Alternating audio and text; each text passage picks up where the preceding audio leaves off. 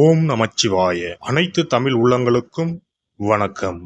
நாம் இந்த பதிவில் பெயர்ச்சி அடைய போகும் சுக்கிர பகவானால் உங்கள் வாழ்வில் ஏற்படக்கூடிய நற்பலன்கள் என்ன என்பதனையும், கெடுபலன்கள் ஏற்படுமாயின் அதன் தாக்கத்தை குறைக்க ராசிக்காரர்கள் செய்ய வேண்டிய பரிகாரம் என்ன, வழிபட வேண்டிய தெய்வம் யார் என்பதனை பற்றியும் விரிவாக காண்போம். இந்த சுக்கிர பெயர்ச்சியால் உங்கள் வாழ்வில் வளமும் நலமும் செல்வ செழிப்பும் பெற்று வாழ்வில் உயரிய நிலையை அடைய எல்லாம் வல்ல இறைவனை உளமாற வேண்டி விரும்பி கேட்டுக்கொள்கிறேன். நிகழும் ஸ்ரீ மங்களகரமான சோபகிருது ஆண்டு தமிழ் மாதம் மாசி 25ஆம் தேதி, ஆங்கில மாதம் மார்ச் 8ஆம் தேதி அன்று மகர ராசியில் இருந்து கும்பராசிக்கு இடப்பெயர்ச்சி அடைகிறார் சுக்கிர பகவான். ஏற்கனவே கும்பத்தில் அமர்ந்துள்ள சனியுடன் இணைகிறார் சுக்கிர பகவான். 30 ஆண்டுகளுக்கு பிறகு கும்பத்தில் சனி சுக்கிரன் கூட்டணி சேரப்போகிறது. அதே போல மார்ச் 15ஆம் தேதி செவ்வாய் பகவான் கும்பராசியில் இணைகின்றார். 75 ஆண்டுகளுக்கு பிறகு சனி பகவான், சுக்கிர பகவான், செவ்வாய் பகவான் ஒன்று சேர்கின்றனர். வெவ்வேறான குணாதிசயம் கொண்ட இவர்கள் உங்கள் வாழ்வில் பல மாற்றங்களை கொண்டு வரப்போகின்றனர். சனி பகவானை ராசி அதிபதியாக கொண்ட கும்பராசி அன்பர்களே, மனதளவில் பெரிய தைரியசாலியாகவும் உடல் அளவில் சாந்தமான தோற்றமும் கொண்ட உங்களுக்கு காதல் நாயகன் சுக்கிரன் உங்கள் ராசியிலேயே குடியேறப் போகிறார். உங்களுக்கு தேவையானவற்றை சுக்கிர பகவானே தேடி வந்து தரப்போகிறார். யார் மூலமாக வேண்டுமானாலும் தனவரவு பொருள் வரவு வரும். ஆடை ஆபரணங்களை வாங்கும் யோகம் உண்டு. சுப நிகழ்ச்சிகள் நடைபெறும். வெள்ளிக்கிழமைகளில் பூஜை அறையில் சில்லறை நாணயங்களை கொண்டு மகாலட்சுமி தாயாரை உரிய ஸ்லோகம் சொல்லி வழிபட்டு வாருங்கள். வழிபடும் போது நாணயங்களின் ஒளி கேட்கும்படி செய்யுங்கள். லட்சுமி தாயாரின் அருளும் சுக்கிர பகவானின் கடாட்சமும் வீடு முழுவதும் நிறைந்திருக்கும். சுப காரியங்களில் இருந்து வந்த தடங்கல்கள் நீங்கும். எதையும் ஒரு முறைக்கு பல முறை ஆலோசித்து செய்வது நல்லது.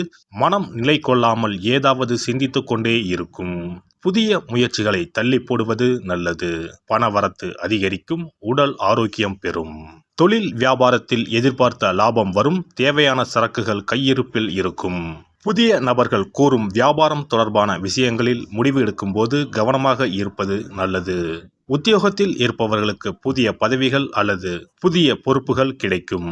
உங்களது பணித்திறமையால் மேல் அதிகாரிகள் திருப்தி அடைவார்கள். குடும்பத்தில் இருப்பவர்களுடன் கோபமாக பேசும் சூழ்நிலை ஏற்படும். கவனமாக இருப்பது நல்லது. மனைவி குழந்தைகளின் உடல் நலத்தில் கவனம் தேவை. சிலருக்கு இடமாற்றம் உண்டாகலாம். வாகனங்களில் செல்லும் போது கவனம் தேவை. வயிறு தொடர்பான நோய் வந்து நீங்கும். பெண்கள் சதா எதையாவது யோசித்து கொண்டே இருப்பீர்கள். எந்த காரியத்திலும் முடிவெடுக்கும் முன்பு தீர ஆலோசிப்பது நல்லது. கலைத்துறையினர் உக்திகளை கையாண்டு தொழிலில் முன்னேற்றம் காண்பீர்கள். உறவினர்கள் மூலம் உதவிகள் கிடைக்கப் பெறுவீர்கள். அரசியல் துறையினருக்கு முன்னேற்றம் கிடைக்கும். தாங்கள் மேன்மை அடைந்திட புதிய வாய்ப்புகள் வந்து சேரும்.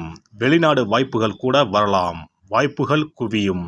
வீண் அலைச்சல் ஏற்படலாம். வாழ்க்கையில் முன்னேற்றம் காணப்படும். மாணவர்களுக்கு கல்வியை பற்றிய எண்ணங்கள் அதிகரிக்கும். பாடங்களை படிக்கும்போது மனதை ஒருமுகப்படுத்தி படிப்பது நல்லது. நட்சத்திர பலன்கள். அவிட்டம் 3, 4ஆம் பாதங்கள். அலைச்சல் சற்று கூடுதலாகவே இருக்கும்.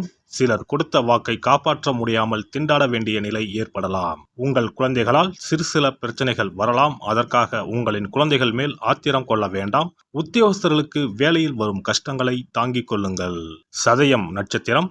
தம்பதிகளிடையே அன்பும் பாசமும் அதிகரிக்கும். கருத்துக்களை பரிமாறும் முன் பொறுமை மற்றும் நிதானம் அவசியம் என்பதை உணருங்கள். திருமணமாகாமல் அதற்குண்டான முயற்சிகளில் ஈடுபட்டிருந்தவர்களுக்கு திருமணம் இனிதே நடந்தேறும். புதிதாக வீடு மனை வாங்க வேண்டும் என்ற யோசனை செய்தவர்களின் எண்ணம் ஈடேறும். புரட்டாதி 1, 2, 3ஆம் பாதங்கள். மிகவும் விரும்பிய நண்பர்களை விட்டு பிரிய வேண்டிய நிலை வரலாம். உங்களின் பொருட்களை மிகவும் கவனமாக பார்த்து கொள்ளவும். தூக்கம் இல்லாமல் தவிக்கும் நிலையில் உள்ளவர்களுக்கு யோகா போன்ற பயிற்சிகளை செய்வது நன்மையை தரும். சிதம்பரம் நடராஜ பெருமானை பூஜித்து வணங்கி வர எல்லா பிரச்சனைகளும் நல்ல முடிவுக்கு வரும். மன அமைதி கிடைக்கும். ஒருவரின் ஜாதகத்தின்படி சுக்கிரன் சிறப்பாக அமைந்திருந்தால் பொருள் வசதிகள், திருமண வாழ்க்கை, ஆற்றல், அழகு மற்றும் காதல் விவகாரங்களில் இனிமை போன்றவை தரும்.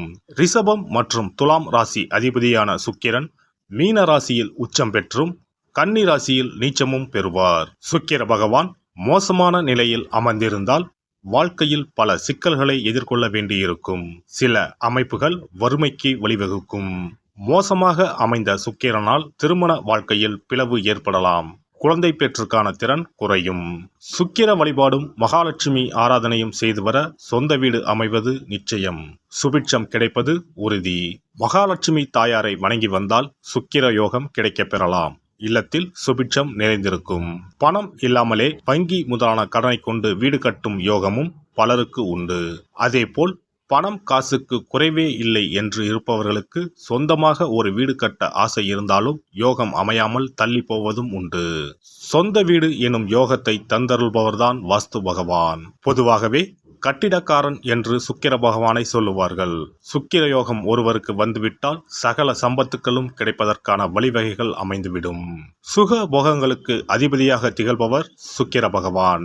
வெள்ளிக்கிழமைகளிலும் ஞாயிற்றுக்கிழமைகளிலும் நவகிரகத்தில் உள்ள சுக்கிர பகவானுக்கு தீபமேற்றி 9 முறை நவகிரகத்தை வலம் வந்து வேண்டி வந்தால் சுகபோக வாழ்க்கையை தந்தருள்வார் சுக்கிர பகவான். ஒருவருடைய ஜாதகத்தில் சுக்கிர பகவான் உச்சமாக இருந்தால் இந்திரலோகத்துக்கு இணையான மிக பிரம்மாண்டமான வீடு அமையும் என்பது ஐதீகம். சுக்கிர பகவானையும் மகாலட்சுமி தாயாரையும் உரிய ஸ்லோகங்கள் சொல்லி தொடர்ந்து வேண்டி வந்தால் வீடுமனை யோகம் நிச்சயம் அமையும் என்கிறது சாஸ்திரம். வெள்ளிக்கிழமை என்பதை சுக்கிர வாரம் என்று சொல்லுவார்கள். வெள்ளிக்கிழமைகளில் காலையும் மாலையும் விளக்கேற்றி சுக்கிர ஸ்லோகம் சொல்லியும் ஸ்ரீ மகாலட்சுமி சோஸ்திரம் பாராயணம் செய்தும் வர வேண்டும். ஸ்ரீ கனகதாரா சோஸ்திரம் பாராயணம் சொல்லியும் மகாலட்சுமி அஷ்டோத்திரம் சொல்லியும் வேண்டிக் கொள்ளலாம். அருகில் உள்ள ஆலயத்திற்கு சென்று நவகிரகத்தில் உள்ள சுக்கிர பகவானை மனதார வேண்டிக் கொண்டு 9 முறை சுற்றி வந்து பிரார்த்தனைகள் மேற்கொள்ள வேண்டும். அதேபோல் பெருமாள் கோவிலுக்கு சென்று மகாலட்சுமி தாயாருக்கு வெண்மை நிற மலர்கள் சார்த்தி லட்சுமி அஷ்டோத்திரம் கனகதாரா சோஸ்திரமும் ஜபித்து பிரார்த்தனைகளை தாயாரிடம் வைத்து வேண்டி வழிபட வேண்டும். வேண்டியதையெல்லாம் தருவார் தாயார். மகாலட்சுமி தாயாரை வணங்கி வந்தால் சுக்கிர யோகம் கிடைக்கப் பெறலாம். இல்லத்தில் சுபிட்சம் நிறைந்திருக்கும். புது வீடு பால் காய்ச்சும் யோகமும் உண்டாகும். ஜாதகத்தில் சுக்கிரன் வலுவாக இல்லையெனில் வெள்ளிக்கிழமைகளில் சுக்கிர பகவானுக்கு மிகவும் விருப்பமான வெள்ளை அல்லது இளஞ்சிகப்பு ஆடைகளை அணிய வேண்டும். இதனால் சுக்கிரனின் தீங்கு புலன் குறையும். 33 கோடி தேவர்களின் அருளை பெற்றிட காமதேனு எனும் பசுவை வழங்குவது அவசியம். பசுவுக்கு விருப்பமான உணவு வழங்குவது சிறந்தது. வெள்ளிக்கிழமைகளில் வெள்ளை பசுவுக்கு உணவளிப்பதால் சுக்கிர பகவானின் அருட்கடாட்சத்தை பெறலாம். பசுவுக்கு உணவளித்து வருவதால் சுக்கிரனின் பலம் அதிகரிக்க தொடங்கும். இந்து சமயத்தின் மிக புனிதமானதாக தான தர்மம் பார்க்கப்படுகிறது.